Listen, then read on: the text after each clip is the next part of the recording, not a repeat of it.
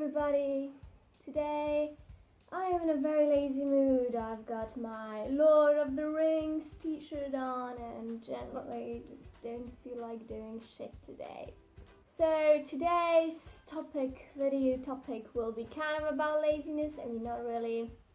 Actually, it's not about laziness at all. In fact, it's about insomnia, another insomnia thing. I didn't know whether to call this video Insomniac tips or not because it's not actually tips.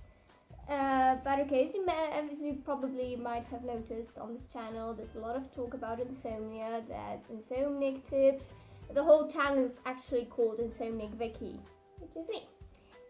And the reason for that is that I have insomnia, but there's something deeper into that as well. So when you talk to most of people and you think of mental diseases that can cause you real harm, you usually think about stuff like, depression, schizophrenia, bipolar, etc. People don't usually think about insomnia as something that can cause you harm, but actually, in my opinion, because I have been depressed, I think that most people in this day and age have been depressed at some point in their lives. I have suffered from some of those things, or know people who have suffered, and in my opinion, insomnia is honestly much worse.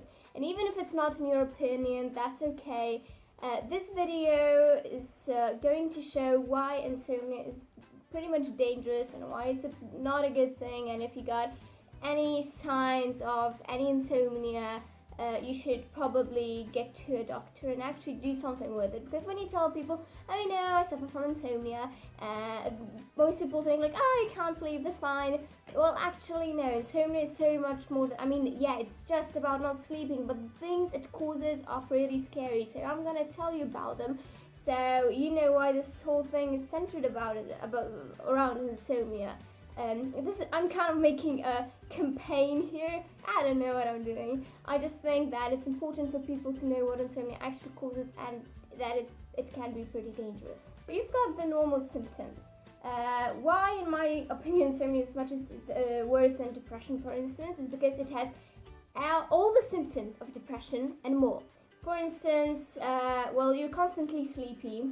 That's nothing too bad compared to the things that are about to come, but like when you're depressed, you're constantly sleepy as well, usually.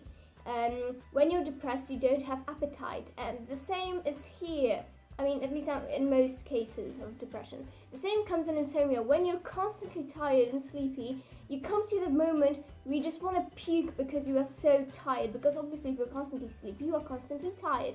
And if you're constantly tired, you just want to vomit your freaking intestines out. And you can't eat anything if you want to puke constantly. So you don't have appetite and you start to lose weight, which is not good and can cause anorexia, which is even worse. Of course, lack of sleep can cause you to be very sad and depressed, and actually insomnia can cause depression as an illness. It doesn't have to. You can just have the symptoms of depression.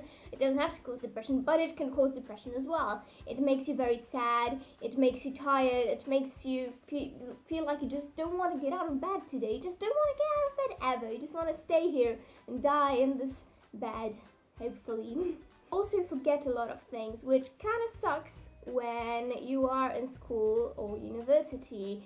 Well, it sucks in other stuff as well, but for instance, when you gotta learn a lot of stuff and you gotta remember that stuff, and you just, the worst part even than forgetting is that you can't concentrate. So when you're in a lesson or in a class or something and you're trying to listen to what the teacher says, you don't remember half of the things, not because you were some dumb-witted asshole, but because your brain can't function. So it's trying to function by minimalizing your concentration and minimalizing your memory. So you concentrate half as much as you normally would and you remember half as much as you normally would, which totally utterly sucks. Mostly in the lives of students, but I think in the lives of people who work in general, it sucks as well. Now let's move on to the more, more disturbing things than symptoms of depression, because there are things that insomnia causes that are much worse than that. The least of these problems are hallucinations. This is an utterly normal thing. When your brain doesn't get enough sleep, so when your brain doesn't get enough rest and you are just completely tired, You can get hallucinations from sleep deprivation. It's a coping mechanism of your brain. Just if you don't eat enough or if you don't drink enough water, you can get hallucinations because your body lacks those things. The same comes here. It's a normal thing. It doesn't mean you're going insane, although if you don't sleep so much that you keep on getting regular hallucinations, it can cause actual insanity. But if it's not that bad, and if it's that bad, please go check yourself out because this is serious stuff. But if usually it doesn't get that bad, not even with me, and I've had chronic insomnia for like 8 or 9 years now, 9 years actually.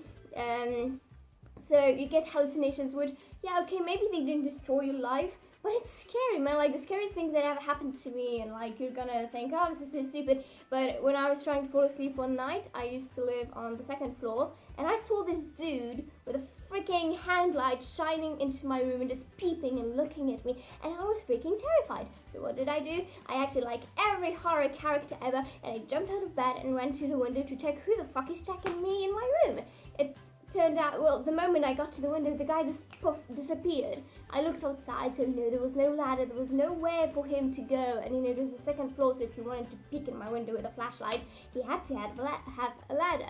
There was nobody, because it was a hallucination, and stuff like this has happened to me a couple of times because of my sleep deprivation, and it's some really scary shit, people, really. You don't want to ever see any, or hear any, you just don't want to hallucinate. It's awful. To the really serious body, health, physical issue stuff. Insomnia causes a lot of illnesses, and I'm not talking about mental illnesses, I'm talking about physical illnesses. First of all, insomnia can really cause a lot of heart diseases, and a heart disease can kill you. If you're an insomniac, it's way easier to get a heart attack when you're a bit older, or your heart just functions much worse, and this is some very serious stuff. Another thing that is awful is that if you have insomnia, there's much more of a chance of you getting diabetes. Now, I had a friend when I was growing up who was a diabetic, and I wasn't with him all the way through, but I did experience some of the stuff with him. I saw a bit how his life functioned, and it's no fun, trust me. Diabetes is a serious illness, serious disease. I personally am very thankful that I'm not diabetic, and I hope that my insomnia never causes diabetes. But insomnia is something that can cause diabetes, and for those of you who have never known anyone with diabetes or have not had diabetes yourself, be grateful, because it is awful, and unfortunately it is one of the things that insomnia causes. Apart from your heart, insomnia can cause